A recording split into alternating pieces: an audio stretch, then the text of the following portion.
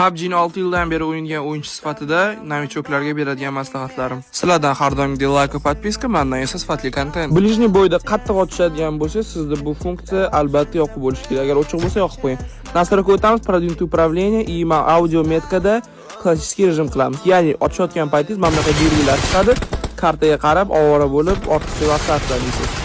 Keyingi berilgan maslahatim bu novichoklarga. PUBG'ni endi boshlagan bo'lsangiz, mana bunaqa rivokis past bo'ladi. Buni to'g'rilash uchun настройка o'tamiz, продвинутое управление va чувствительность рывкani maksimal qilamiz. Mana bunaqa чисто tez qimirlar, mana bunaqa reaksiyalar qilib, o'zi salgan yakudasizlar, tushunasizlar. Keyin ko'rsatganim ko'pchilik odam bilmasin. Qaranglar, bu krugozor 2-etajgacha, 3-etaj ko'rmaymiz.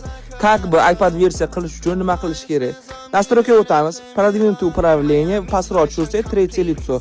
Uni maksimal, ya'ni 90 ga qo'ysak, как бы iPad versiya va 3-etajdan bemalol ko'ra olamiz. Agar videoim yoqqan bo'lsa, obuna bo'lish esdan chiqmasin. 2000 ta likedan keyin qismi chiqadi. Videoning tagiga izoh qoldirishingiz mumkin. Men hamma